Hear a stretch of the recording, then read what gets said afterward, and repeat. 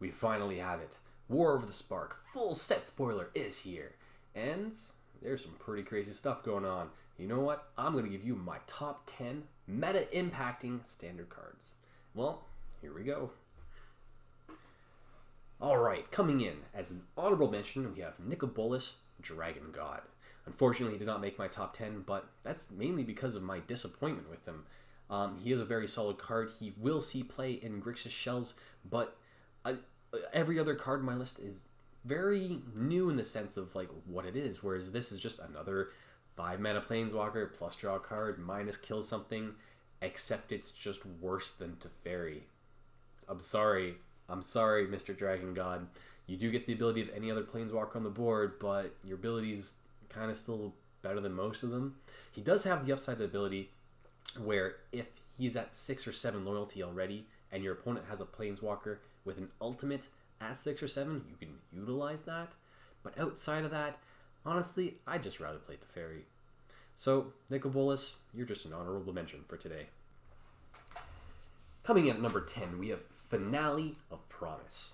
It's a red X spell. You may cast up to 1 target instant and or 1 target sorcery with converted mana cost X or less from your graveyard. And if cast this way, they get exiled. Then, if X equals 10 or more, your 2 targets get to be cast an additional 2 times. So each target gets cast 3 times without paying its mana cost, which is pretty awesome. Now, when evaluating this in a standard sense, I wouldn't really play it strictly for the X equals 10 effect. You're mostly looking at how good it is when it's X equals 1 or 2 or possibly 3 or maybe 4. I think that's more reasonable for what you need to be looking at. And I think looking at it like that, I think it's definitely going to be contender in the format. Primarily looking at the is it Phoenix deck? Because what you can do with this is cast this, copy something like a Shock or an Opt, and it counts as you actually casting those spells. So all of a sudden, your Phoenix comes back off of 1 Finale of Promise for 3 mana or 4 mana, and that's a really good tool to have at your disposal. It gets you a lot of card advantage in that sense, in that situation, and it brings you back your Phoenixes. Alternatively, in something like Grixis Control Shell, with a little bit of ramp from some of the newer cards in the format, you could probably get this up to your 12 mana very reasonably in later games and just blow your opponent up. But anyways, that's my number 10. Coming in at number 9, we have Ilrog, the Raise Boar. Now, this guy has combo written all over him. And not to mention, he himself is a very resilient threat. He is a 5 mana, so 2 mana, 2 red, 3 colorless, trample 6/6. When he attacks, you get to put a creature card from your hand into play already attacking. That creature must go back to your hand at the end of turn. But when Ilrog dies and or is exiled, he goes back to the top of your deck. So he's basically a combo enabler, but also a resilient threat over time. And that's basically what every combo deck wants. It wants to be able to have a set up a combo while still using good cards. And this is a good card on its own. So this just facilitates an entire strategy, all because he himself exists, which is kind of awesome. The number 1 card I've been looking to pair with him is actually Nahib, the Dread Horde champion. Other people have been looking towards something like Gulta, but I think Nahib might be where people gravitate to for some pretty silly combos. But anyways, that's my number 9. Coming in at number 8, we have Vivien's Arkbow. Now, Vivien's Arkbow is an interesting one. I personally absolutely love cards that let me search your deck, put things into play, throw away dead land draws, and this thing does it all.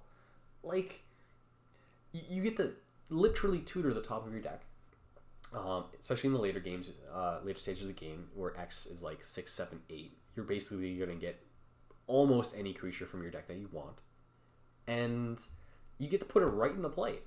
That's insane. The fact that you have to discard a card isn't really that big of a deal. Maybe if you somehow throw away all of your cards and you're top decking with a low land count, that might be a thing. But this is just insane. Now, the one big thing that I want to pair this with are the gods, because the big downside to them is they die, they go to the top of the deck, and you gotta wait a couple turns to get them out. Whereas with Vivian's Arcbow, you pay 5 to cast them anyway, so you're going to be guaranteed one of the gods with this every turn. And if they don't kill a god, then you just get to dig deeper for more creatures. And then, so, at the end of your opponent's turn, you could just Vivian's Arcbow out an Ilrog. They can't counter it. Goes back to you. You swing with Ilrog, put another creature into play.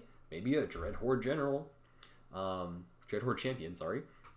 And draw some more cards. Throw away some cards. Gain a bunch of mana. This card, I think, is going to be really sweet in a bunch of other decks as well. The fact that they can't counter the creature, it can come in at instant speed at the end of your opponent's turn.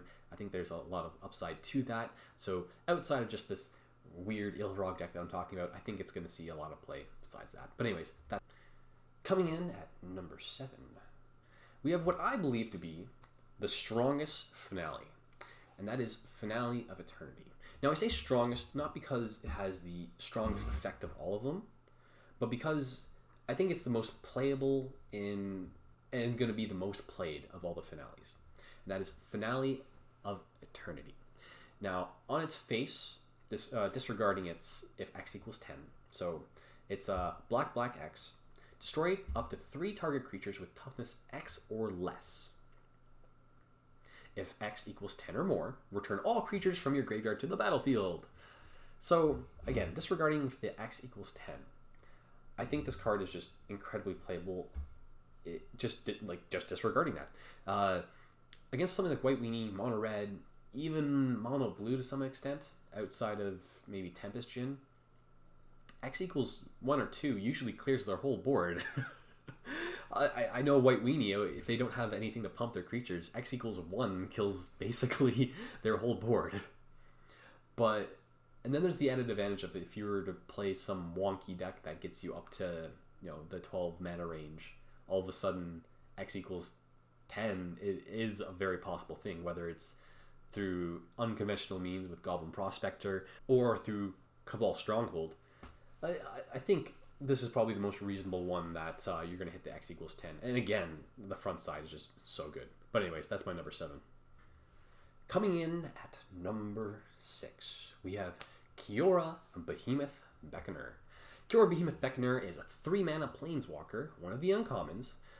Its static ability is if you ever have a creature with power 4 or greater enter the battlefield under your control, you get to draw a card. Not bad, not bad. And then -1, untap target permanent. Not bad, not bad. On its front, it's not that bad. Also 7 loyalty. What the hell? 7 loyalty? That thing is insane. But then you start thinking about what it can actually do. So this is basically a ramp spell in green and or blue. So you could be playing Grixis and have access to a legit ramp spell, and then you pair it with some other cards. Maybe you actually ramp more than 1 mana a turn. And then if you ever have like a Rekindling Phoenix come into play or one of the gods, you get to draw extra cards. Primarily looking at Rekindling Phoenix here, because whenever Rekindling Phoenix dies and comes back, you get to draw an extra card as well. And then when you actually have enough mana to cast everything you want, the untapped target permanent becomes give target creature vigilance, or untap targets Vivian's Arcbow, or something else insane. I have a feeling this is going to be a big part of the format as just a very versatile ramp spell, and being able to draw cards is just insane to add on to that. But yeah, I think a very well-earned number 6. Coming in at number 5, we have Cruel Celebrant. Now, the Mardu decks in particular, the Mardu Aristocrat decks that people have been trying to make work, have been missing something like this. And I believe this is going to breed a whole slew of Aristocrat-style decks, whether it's straight Mardu, or if it's Orzhov, or maybe some other crazy decks, maybe a mono black splash white deck, or Gruesome Menagerie even. And this is going to be the focal point to the deck. Being able to get multiples of these out really punish board wipes. And there are a lot of board wipes in the format right now, and going wide, you're really at a huge disadvantage if they have those. But this lets you stay in the game, because you got enough of these out, then all of a sudden your opponent can't clear the board, or they'll just die. They have to kill these things first. Unfortunately, there is Cry of the Carnarium in the format that does just wreck this entire strategy altogether.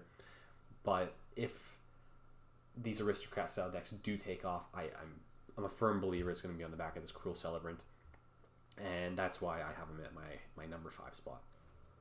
Coming in at number 4, we have Dreadhorde Butcher. Now, there's been a lot of talk about this boy here, especially with these turn 3 kills with Thud and Collision Colossus, which probably will spur its own Jund aggressive deck because of that. But just on its own, if you play this in something like just Rakdos, the body, the effect, everything about this is just pure gas. You can get to pair this with something like Judith, or just clear the board turn after turn, and it's going to get bigger and bigger. And once it gets around the 3-4 power mark, then all of a sudden, like, nothing's blocking it. And when they do, like, double block it, then you also get the ping something or 4 as well.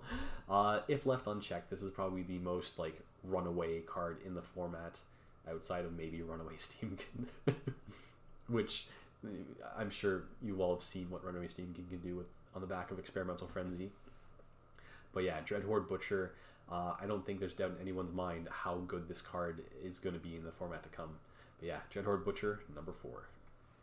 Coming in at number 3, and yes, that is 3, only 2 more to go after this, we have Enter the God Pharaohs. Now this is a 5-mana sorcery. This is competing with stuff like Kaya's Wrath or Cleansing Nova, and or like other ridiculous 5-mana cards, but this one definitely runs away with it all. This is 5-mana sorcery. Enter the God Pharaohs, deals 4 damage to target creature. You gain life equal to the damage dealt this way, so usually it's 4 unless they kill it in response. Mill the top 4 cards of target player's deck, so either yourself or your opponent. You know that there are reasons for both, and then you get to amass 4. So you get a 4/4 at least out of this. Like, this card does so much. It does so much. So, just breaking down the bonuses to all this stuff and why all this coming together is so important. It doesn't kill some important creatures in the format. Granted, like, it doesn't kill Lyras, but it does kill every creature in mono white and mono red and mono blue. 4 toughness is the threshold. The only way to get through that is like a bunch of Venerated Loxodons putting counters on each other, and then a bunch of Benalish Marshals putting Curious Obsession on a Tempest Djinn. That like, those are the lines of play to get them out of range of Enter the God Pharaohs. Not to mention, you also get a 4/4 body that also blocks something else. You gain usually 4 life out of this, and then in a situation where if you're playing against a deck that's running gods, after you kill one of the gods, goes to top of their deck, 3rd from the top, well, you also get to mill 4 cards off the top of their deck, effectively killing the god in its place. Yeah, now this card, hands down, will see some play in the format. It's just a matter of how many decks are going to be playing it and how many decks are going to be pushing this color scheme to be able to play this thing. But yeah, that's Enter the God Eternals at number 3. Coming in at number 2, we have Firemind's Vessel. Now, this isn't as flashy as the rest of the cards on this list, but don't get me wrong, this is all as powerful as the other ones. Now, I personally value the glue to decks higher than the bombs that the decks can throw out there, because the glue keeps everything together and makes it all run. This card, in any mid-range deck and or deck that has a higher curve, will be wanting something like this. Possibly a 5-color deck revolving around Niv-Mizzet Reborn could be a thing because of this card. The fact that it just adds colored mana for 4 mana, it's really important. I don't think we've seen that before. The last couple times it's been a 4-mana artifact that would produce 2 colorless mana. You could sack it off to draw a card, I believe, but the fact that it's colored mana is really, really important for decks that are looking to play like even just regular Niv-Mizzet, triple red, triple blue, and say you're playing a Grixis Shell that wants to play the new Nicol Bolas as well. Maybe that's a thing. This will allow you to do something like that, and I have a feeling I'm not even beginning to think of the decks that this thing's going to go into. This is well earned, well deserved. My number 2 card. And coming in at number 1, we have Bolas's Citadel.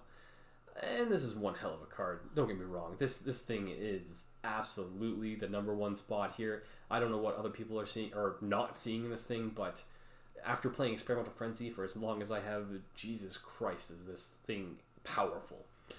So the main thing I've been looking at abusing with this is Wild Growth Walker with all of the Explore creatures, primarily the Tomb Robber, and just turning through your whole deck to get all your creatures into play. You're basically playing every Explore creature that costs 3 or less. That's still efficiently standard. You don't want to be playing bad cards, as few bad cards as possible. And then the main combo I'm playing is just trying to put as much of my creatures into play and then just jamming Tamu Tyrant Smasher and just trying to kill them in one turn. That's basically where I'm starting with this this build round, and this is just the floor with it. The ceiling could be some weird obscure deck that just I'm not even thinking about right now, but this is where I'm beginning to start with this, and I'm sure there's a ton of people trying to break this card in standard format right now. But yes, everyone, that is my top 10 for War of the Spark. Oh, and by the way, on April 23rd, Wizards of the Coast is doing a special streamer event where streamers get to use a special account that has access to all of the War of the Spark cards. And I'll be partaking in it at 4 p.m. Eastern. And I'm going to be messing around with a bunch of different sweet decks. So if you want to catch me then, I'll definitely be using some Bolas' Citadel, definitely be using some of the finales, and definitely more to come. I'll be posting some videos later today, and you can check out some of the decks I'm going to be meddling around with. Anyways, take care, guys, and I'll see you then.